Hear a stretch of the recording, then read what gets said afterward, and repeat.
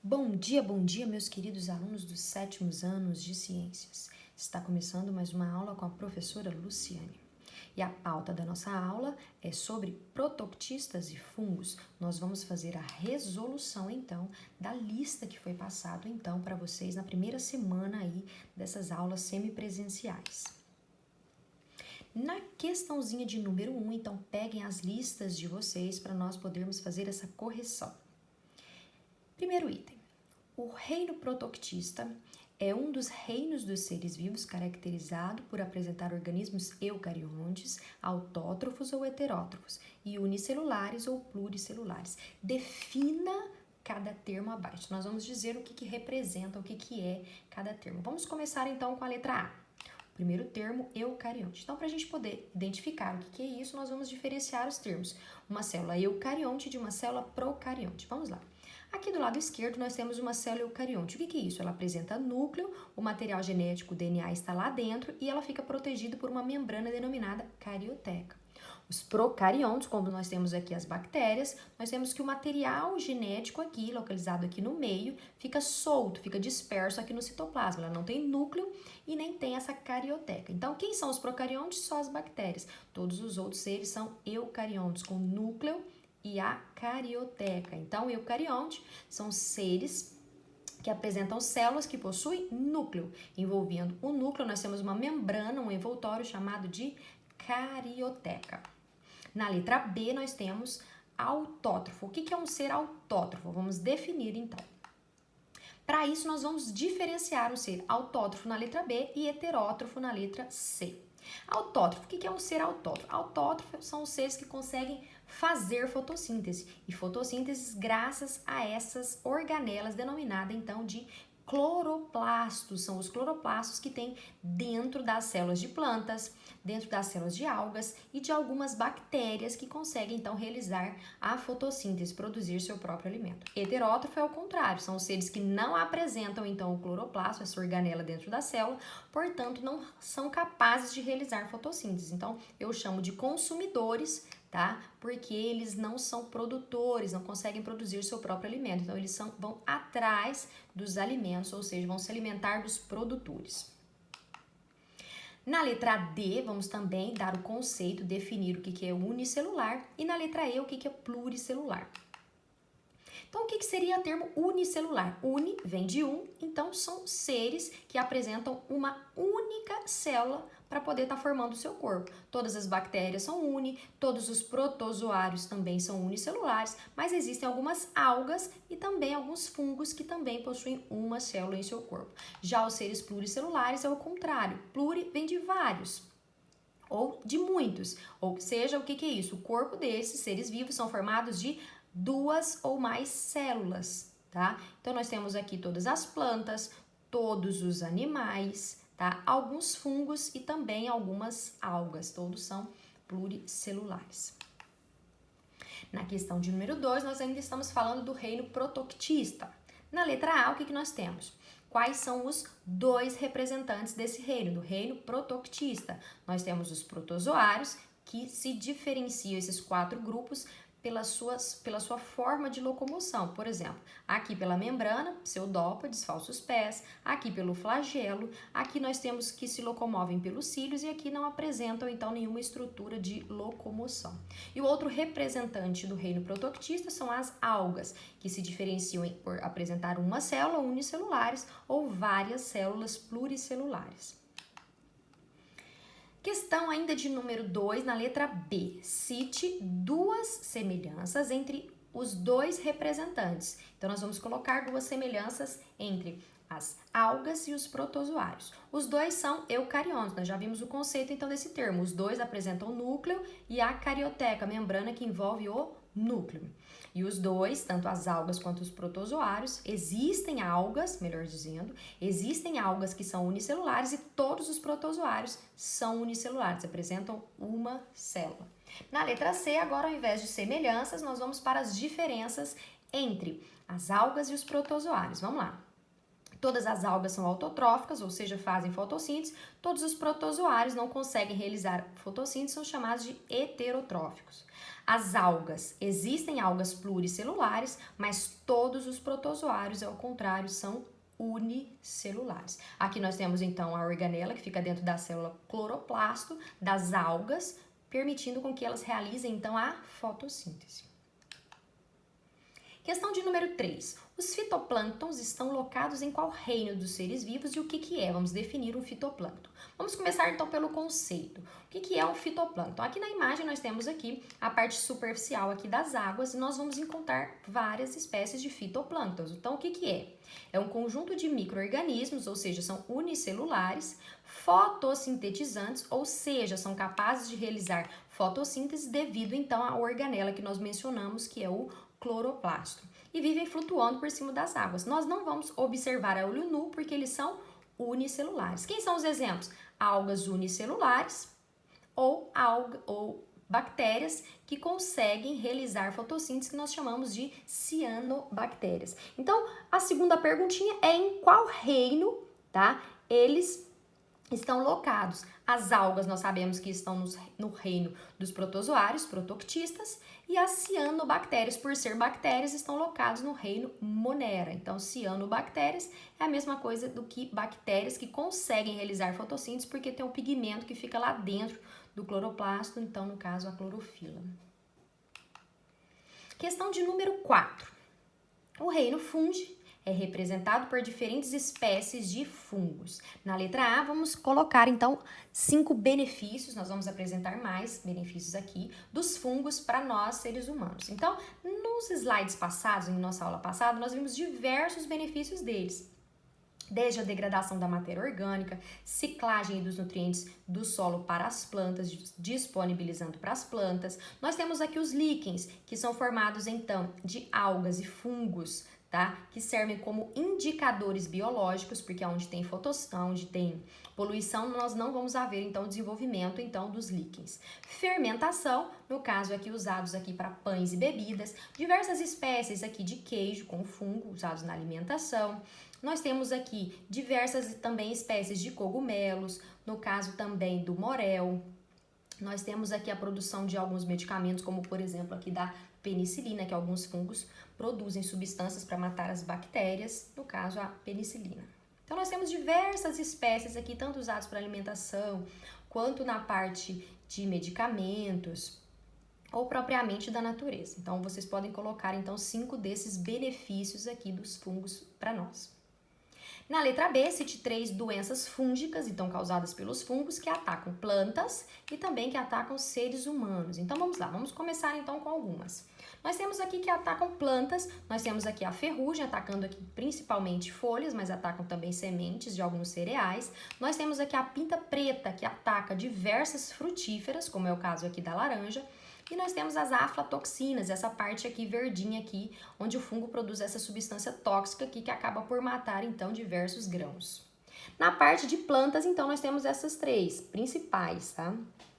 E algumas doenças que atacam nós, seres humanos, nós temos que nós vimos nos slides passados, tanto a micose de unhas ou pele, a frieira entre os dedos, tá?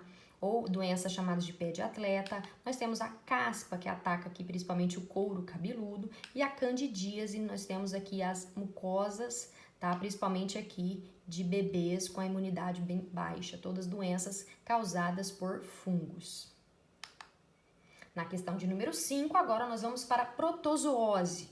Protozoose são doenças causadas por quem? Por protozoários, que todos eles são unicelulares e se encontram no reino protista, mais conhecido hoje, mais atual, protoctista. Então, os protistas ou protoctistas são encontrados em basicamente todos os ambientes. Alguns de vida livre e outros parasitando algum ser vivo e causando doenças como as protozooses. Então, nos slides da aula passada, quem perdeu é só estar voltando então nos slides, nós detectamos então algumas doenças causadas então por alguns protozoários. Aqui nós temos 7 doenças, 7 protozooses. Vamos relembrar então um pouquinho da aula passada. A amebíase é a forma de contágio e ingestão de água e alimentos contaminados. Um dos principais sintomas são dores abdominais e diarreias.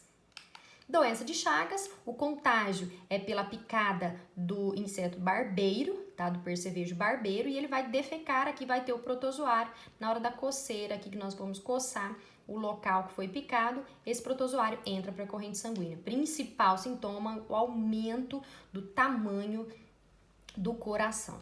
Terceira protozoose, nós temos a malária. A forma de contágio é a picada do mosquito prego. Dentre os principais de vários sintomas, nós temos o principal aqui, tá? Febres, picos elevados aí de febre. Nós temos aqui a quarta protozoose, leishmaniose. A forma de contágio aqui é pela picada aqui do mosquito palha, tá? E pode estar provocando aqui, então, lesões na pele, tá? Ou nas mucosas. Giardíase é a mesma forma de contaminação da amebíase, ingestão de água ou alimentos contaminados com o protozoário, além de dores abdominais, também diarreia. Toxoplasmose é a forma de contágio pela ingestão de água ou alimentos contaminados das fezes dos felinos contendo o protozoário. O principal sintoma é a perda parcial ou total da visão.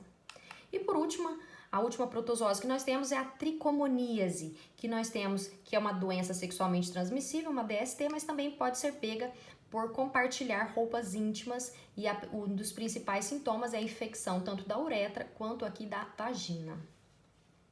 Então vamos falar delas, dessa protozoose. Vamos começar então com a primeira. O agente etiológico protozoário denomina-se entamoeba histolítica. A forma de contágio é por ingerir água ou alimentos contaminados, então, com a ameba. Então, cistos da ameba desse protozoário, então vamos relembrar, ó, o nome da doença amebíase e cistos, então, do protozoário chamado de ameba ou entamoeba. Então, nós vamos colocar, então, aqui o número 1 nessa primeira protozoose. Vamos para o segundo parênteses. O agente etiológico protozoário chama-se Trypanosoma cruzi, tá? A forma mais comum de contágio é pela picada aqui do percevejo denominado barbeiro, tá? Então, esse barbeiro, ele tem que estar contaminado, tá? Com o protozoário Trypanosoma cruzi. Então, nós estamos falando de quem? Nós estamos falando da doença de Chagas, onde vai ter o aumento aí do tamanho aí do coração. Principal sintoma. O terceiro item nós vamos ter com o agente etiológico é o plasmódium, tá? O principal sintoma aqui percebam-se que aqui nós temos até uma dica, né? Quase que falando, então, ó. O plasmódio protozoário pode provocar, então, qual doença? Malária, tá? A forma de contágio, então, é pela picada do mosquito prego contaminado, então, com esse protozoário, que é o plasmódio. Então, esse aqui já deu até a dica. Quem leu devagarzinho já viu aqui, então, procurou aqui, então, o item, o númerozinho 3, malária. Esse foi de graça. O quarto parênteses, nós temos que o agente etiológico, Leishmania brasiliensis, que é a forma de contágio é pela picada do mosquito palha. Observa-se que o gênero do protozoário, Leishmania. Então, a doença fica mais claro se nós formos procurar, tá aqui, leishmaniose. Então, vamos tentar fazer essa associação para ficar bem fácil da gente reconhecer. Próximo parênteses. Nós temos aqui a infecção da vagina ou do trato genital masculino, causado pelo protozoário Trichomonas vaginalis. Então, se nós formos pegar, então, o nome científico aqui, o gênero Trichomonas, olha aqui a doença mais parecida, então, que é a tricomoníase, que é aquela da DST, ou compartilhar, então, roupas íntimas.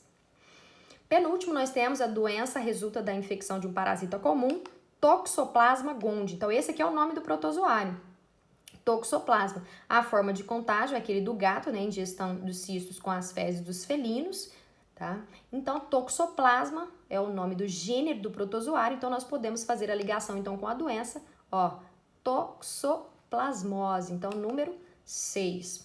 E a última protozoose é uma infecção do trato intestino delgado. Ó, o parasita, ó, o nome do protozoário, Giardia, tá? SP, porque existem várias espécies desse protozoário, tá? Todo protozoário é unicelular. Tá? Os sintomas, cólicas abdominais, diarreias, enjoos, mas vamos dar ênfase então para o nome científico aqui do protozoário, Giardia. Então a doença, nós vamos aqui procurar aqui mais se assemelha, giardíase, pelo protozoário, causada pelo protozoário Giardia. Então número 5, ingestão também de água e alimentos contaminados, tanto a giardíase quanto a amebíase, que os dois. Então o que vai mudar são os protozoários, os dois que são diferentes. Sexta questão. Relações ecológicas são as interações que acontecem entre os seres vivos, as quais podem ocorrer entre indivíduos de uma mesma espécie, a gente chama de relação intraespecífica, ou de espécies diferentes interespecíficas. Um exemplo de relação benéfica, sem trazer prejuízo para ninguém, que a gente chama de mutualismo. O que é mutualismo? Onde dois indivíduos se associam e os dois vão receber benefícios, vão trocar benefícios uns com os outros. Nós temos tanto as micorrizas na letra A, quanto os líquens aqui na letra B. Conceitue esses dois tipos de interações de mutualismo. Então, é uma associação mutualística, troca de benefícios aqui entre os dois. Os fungos, aqui nós temos fornecendo, então, água e nutrientes para as plantas, e as plantas fazendo então fotossíntese e devolvendo então a glicose para os fungos. Então, benefício mútuo. Já que nós temos os líquens, também é benefício mútuo, só que agora nós temos as algas, e aqui de verdinho, e nós temos os fungos aqui, no caso de bege, tá? Fazendo também trocas benéficas, tanto a glicose da fotossíntese, quanto água e sais, para que aconteça essa fotossíntese. A questão de número 7, vamos lá, para a gente poder finalizar. Vamos falar sobre os fungos. Nós vamos relacionar cada característica, hifa, micélio, esporos ou quitina com as características aqui, as denominações, essas 4 denominações com as características aqui correspondem. Então vamos lá. Primeiro, é uma substância resistente e flexível e vai compor, vai formar a parede celular. Ou seja, qual é a substância química da parede celular dos fungos? Nós temos aqui, qual a substância química? São as quitinas. Forma, então, a substância química que forma a parede celular rígida aí dos fungos. No segundo parênteses, são células microscópicas, encapsuladas e leves, e garantem essa dispersão ou reprodução dos fungos. Ou seja, isso aqui nós temos o corpo de um fungo, tá? Representado por hifas aqui e micélios. E aqui nessa parte de cima, tá? Superior daqui do corpo do fungo, nós temos diversos, parecem grãozinhos de areias, que quando está na fase madura, que a gente chama, ele vai liberar esses pequenos grãozinhos aqui pelo ar. O vento, por ele ser bem leve, o esporo é uma célula, quando cair no solo, quando tiver umidade ali no solo, ele vai germinar e produzir novos fungos. Então, é uma forma do fungo se reproduzir, tá? Então, isso nós chamamos, então, de esporos. Esporos número 3. Estruturas filamentosas formadas de pequenas células de fungos pluricelulares, ou seja, são fungos visíveis a olho nu. Então, nessa parte aqui inferior do fungo, várias célulazinhas nós denominamos, então, de hifas, número 1.